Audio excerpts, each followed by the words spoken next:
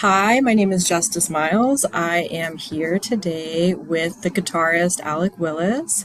He's an incredible flamenco guitarist. I'm super excited that he's here today to talk about his life as an artist. Thank you so much for being here today, Alec. Hey, So, Justice, it's nice to be here. yeah, Mm. thank you. Okay, so my first question for you is how would you describe flamenco for those that may be unfamiliar with the art form? Um, Describe flamenco, aesthetically. Well, like it's an art form from the south of Spain, that's primarily singing, dancing, and guitar playing. Um, it's it's very it's very intense. It's a very intense art form. It's very virtuosic. There's a lot going on. It takes a very long time to study, and it's just technically and harmonically and rhythmically, especially rhythmically, it's just so complex, right? And if you never and no, anyone who's never seen it before is usually really impressed. People are usually really impressed the first time they see it. Um, but it's very intense. It's not music that you would put on when you're trying to meditate or something. Um, you have to be like really kind of uh, like with your you have to be really attentive to kind of appreciate it. But usually, the moments that we stick with in flamenco are usually the moments where people are very still and not a lot's going on, where there's this intense emotion. Not it's really that's kind of the thing in flamenco is like to kind of convey this really intense emotion. Nice. I've heard a lot of people compare flamenco to jazz, even though they are different art forms. But I think it's because there are some improvisational elements to both of these art forms, and they're both quite complex. Could you explain a bit about the improvisational components of flamenco? Yeah, this is a big thing, I think. I used to teach improvisational theater to kids. I had a summer camp and I also did some workshops with adults. And the improv, like people and with improv, the idea a lot of people have is just like you just create out of thin air kind of, you just like in a performing art you just kind of start and then just something is created out of thin air spontaneously, um like with no just kind of like create like. And that's I in my classes I always try to convey it's like kind of the opposite, um where I think in any art form where there's improvisation, I think from across all of those art forms, uh, the more improvisation that there is, the more structure and rules that there need to be, in order to have improv.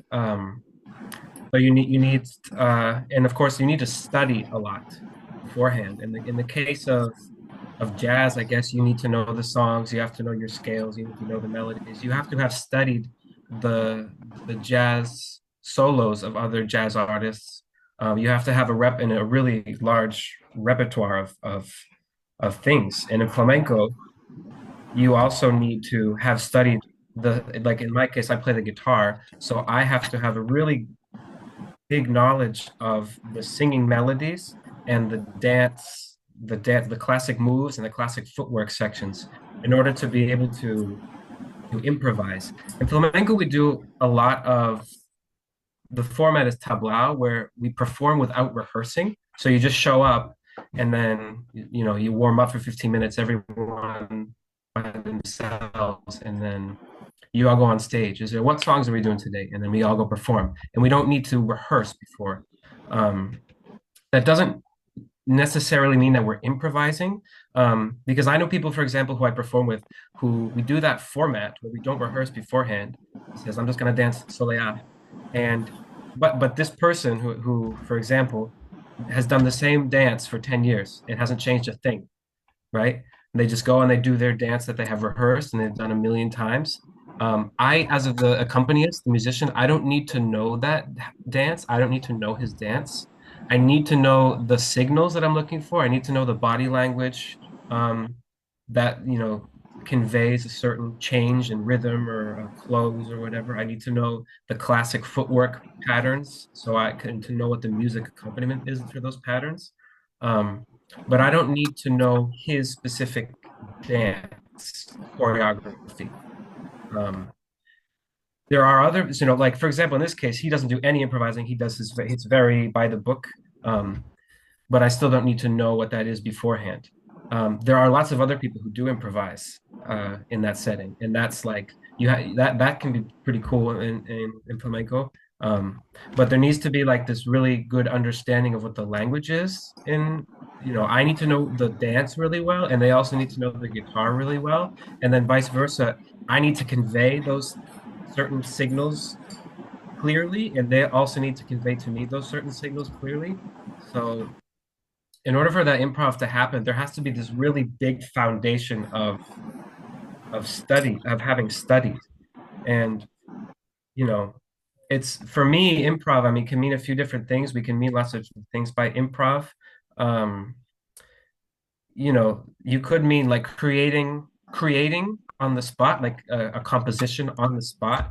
But in flamenco, usually the improv usually means like I have my repertoire, they have their repertoire, and we do it at the same time without rehearsing, and then we sort of like let it flow. But I have my rehearsed repertoire, and they have their rehearsed repertoire, footwork sections and spins and stuff, and we sort of do it at the same time and try to like meet in the middle, in the moment. Um, and like I wouldn't create a melody on the spot, but I take little bits of all the different musics that I've learned and it can kind of mix them. Like, I don't play jazz, but that's what I understand. It's not like you learn a scale, you learn the theory, and then you just kind of go for it. It's like you learn the solos of other artists, you learn the melody of the song, and when you take a solo where you supposedly improvise, 4 bars, you might kind of echo the melody, and then you might do something Miles Davis did. You could change one note, and you do something another artist did on this song, and it's sort of like this compilation of little bits from everywhere that you have at some point rehearsed. It's not just kind of like something comes out after learning the rules. You have like for me, you have to learn the actual content, the actual music, and then you can sort of, and then it kind of just little bits uh, of different pieces that you studied. Um, you can kind of rearrange them, and sometimes some cool idea comes out doing that. In order to have to improvise, there needs to be this really big foundation of the repertoire of whatever the art form is. In the case of flamenco, I need to have a lot of flamenco guitar music, and before I can start sort of letting little changes come out. Um, Yeah. but I was that's wondering too if you could talk a little bit about, this idea of communicating. Can you yeah. explain a little bit about what is it like communicating with cante or singing, and what is it like communicating with baile and dance, and what are kind of some of those differences you think about as a guitarist? Communicating like in the case of a non-rehearsed performance of a performance where we haven't really said anything, we're gonna do these songs and let's go, right? um Yeah, like the context of like if you're just with a singer, and then if you're with baile, like what are those contexts like for you? in the case of flamenco, so both of those contexts require that I have the knowledge of all of the possible things that they could sing.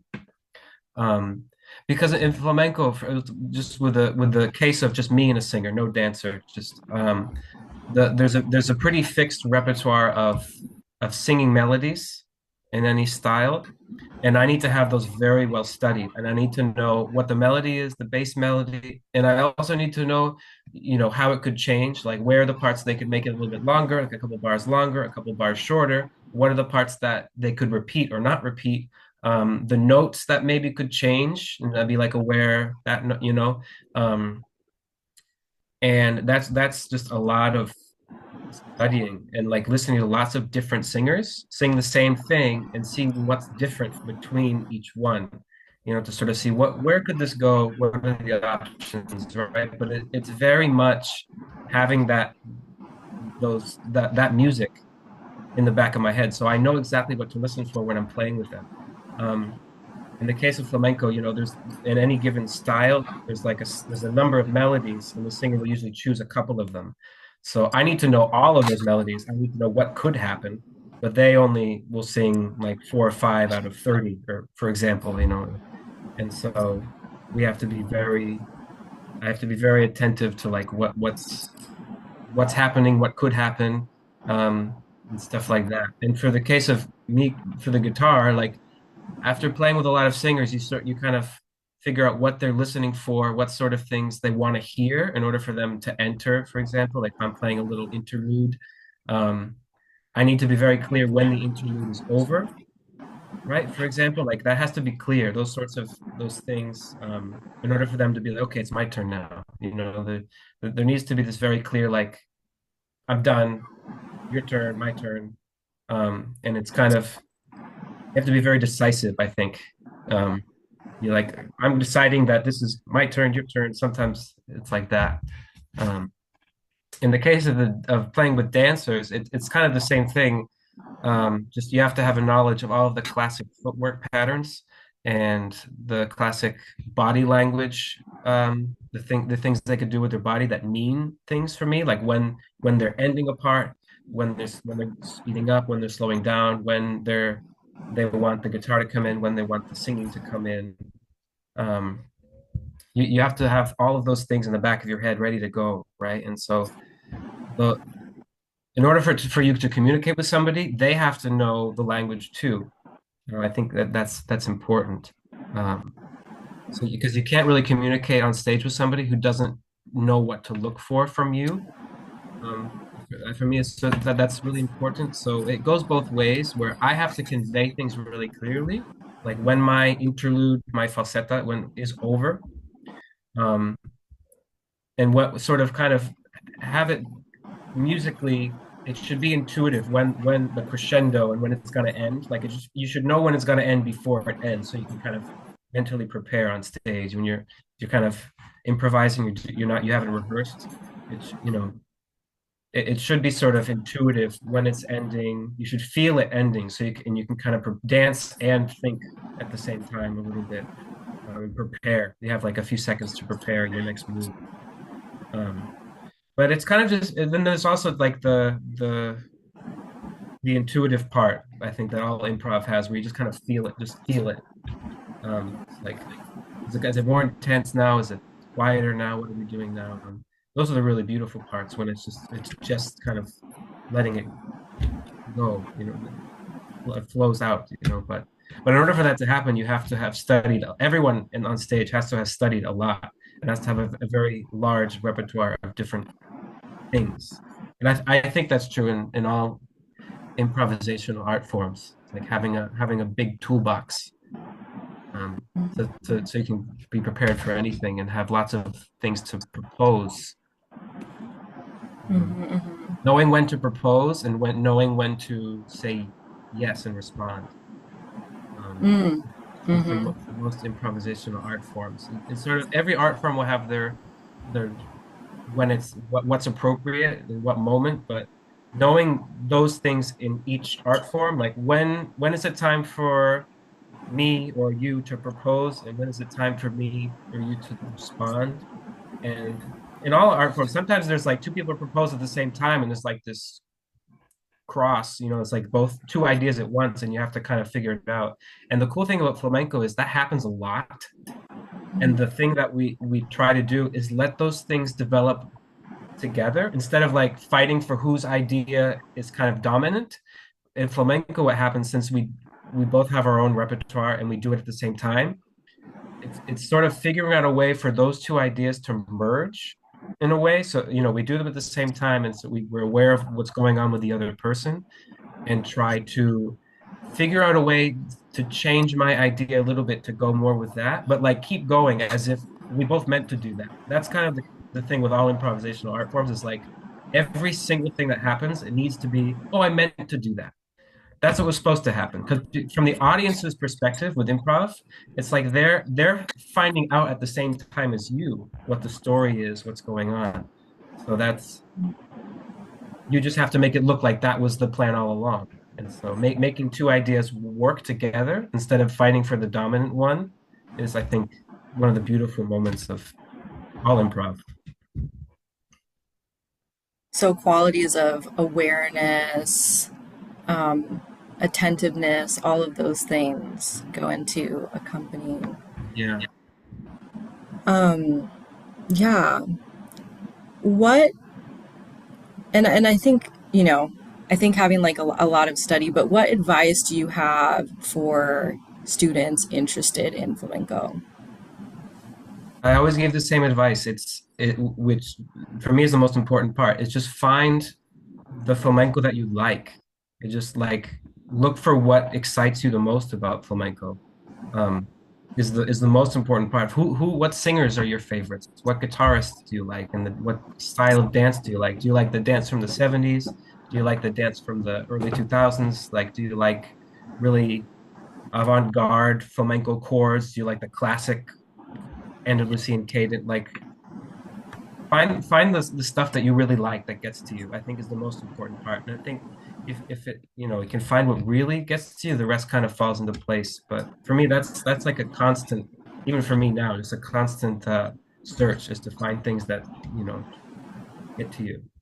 And maybe if something doesn't get to you, you can like give it a try. But it's also important.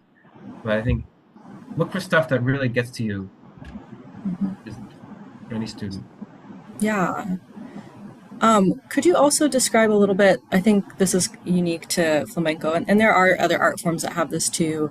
But could you talk a little bit about the idea that there are polos and styles and moods and things like that for people that might not be familiar with Yeah. flamenco?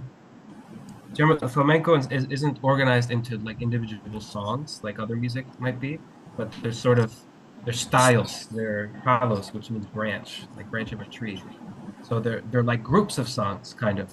So every style, the different styles are really defined by what's like groups of singing melodies, I guess. And if you're going to interpret one of those, you would choose a couple of those melodies.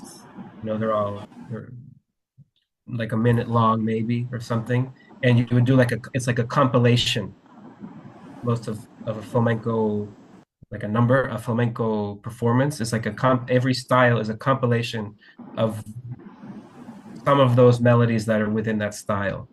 So there's a style could have like 30, 40 melodies, and you would do like five or six, right? Everyone does them in their own way, but that's usually what that is, right? As an accompanist, you have to know all of them, all of the possible ones. As a singer, you have your own repertoire, and that's kind of what you do. Um, yeah, Cool. Do you have your guitar with you?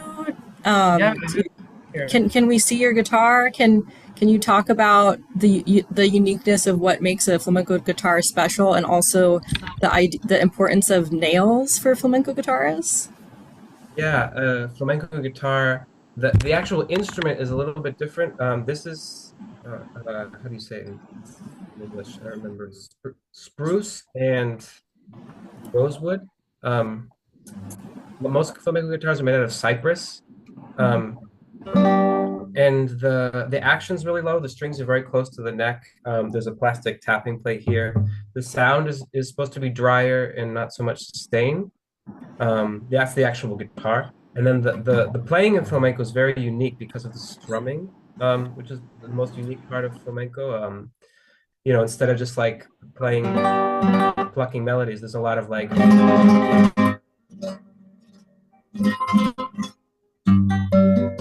I just changed the strings yesterday, so it's out of tune. But there's this sort of like flamenco strumming is what's very attractive to a lot of people, right? And so in order to do that, you have to have strong nails. I play for dance with no microphone in a lot of places, so I put glue on my nails. I did them today. Um, it's like I this see. paper halfway down with some glue on it. Yeah. Um, and Wow. so that, to kind of be able to withstand of just that sort of constant bombardment strumming, in order to accompany the deck, because it's very powerful music. It's very powerful art form. So that strengthens your nails to withstand. Yeah, yeah, yeah. And it Yeah. also has more volume. So it's good. Nice. So you probably might have a few, but I'm curious, do you have like a favorite performance or one that just really stands out to you as just being one of your favorite performances? Yeah, like that I did, that I performed. Yeah. Um, I performed with Jorge Pardo last year. That was Paco de Lucia's flute player. Um, and there was this big band, and there's some dancers and lots of instruments too. And having him there, it was just on stage. Also, I shared an apartment for a few days. It's like a residency, and it was beautiful. He's very nice. He's so cool, and he's just like happy to do whatever. And him being on stage also was like very imposing, just like having that presence on stage, just of who he was. Not that he was an imposing person, but and we had rehearsed a lot with everybody. We rehearsed a lot with everybody, and there were a lot of musicians. They're all so much better than me, and it was just like such a kind of a magic couple of days. I remember that. That's awesome. And what, like, why did you feel called to go into music and what do you feel like you want to communicate as an artist? Like, what drew you to being an artist? Yeah, that's really hard. Like, that's always a really hard question, music. Um, it's I guess uh like I have sometimes I have attention problems, and so like music was one of those things that's just like always just like constantly as a teenager, like finding new music, and it was always just like this really amazing, just like, oh wow, what is this like Did you hear this? I remember those moments as a teenager when I found new music, like new bands or new musicians or new genres of music. I think especially new genres of music. Like I didn't know these sounds existed. That those sort of things just those are the moments you stay with. I remember the first time I heard Paco de Lucia. I didn't know like a guitar could do that, and I spent years just like watching YouTube and trying to figure out what they were doing, just because it was so like how are they? What order are the fingers in, and like what's the movement? Just because it just sounds so cool. And I think music when we play music, try to remember that feeling and see if there's a way to convey that feeling of just like a new idea that you have that um something. I mean, I think if you feel that way when you're playing, that's the most important part in order to like have that be transmitted to the audience. um yeah, that's sort of novelty, I guess, that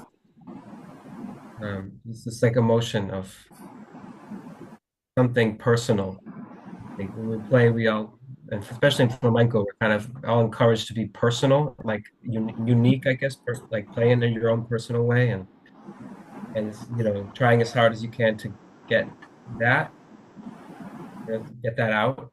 I think is And was it viewing, those videos of Paco de Lucia that made you want to move to Seville to study flamenco, or what kind of made you feel like, oh yeah, I want to go to Seville? Oh, it started with Paco. Paco was the first person I listened to, and he's still my favorite. All this time later. But I started watching YouTube, and this is when YouTube was still being born. There were like this was like 2008 or 2007. There were like 5 videos, and like just trying to find whatever I could find and listen to everything, and eventually, uh, I listened to a lot of other music too. But flamenco, I just wanted to know, right? Like I really. And I moved to Spain for a year to study, and then I just stayed. I realized how hard it was, just so hard. And but I also liked Seville a lot. There's a lot of reasons to stay. Yeah. And last but not least, what is your Instagram if viewers want to like follow you and your work, and if there are students that want to get a lesson with you or just connect, how can people learn more about your work as an artist? I don't know what's the best thing to look up on Google. I think if you just look up Alec Willis music or Alec Willis guitar, like I come up somewhere. My Instagram is Alec Wheelies, like wheelies on a bike. Um, like a pun in Spanish and English. I might change it soon because everyone in Spain thinks that's my actual last name. Um, my name Alec Alec, and then Willis, like Bruce Willis, Willis. Um, I think if you look that up on Instagram, I come up somewhere. But right now I'm Alec Wheelies, like Wheelies. Might change. I don't know. Nice. Okay, cool. Well, thank you so much for your time today, Alec. It was so cool to hear about flamenco and your life as a flamenco guitarist and your artistry. And so I thank you so much for taking time and I appreciate it. Yeah. Thanks, Justice.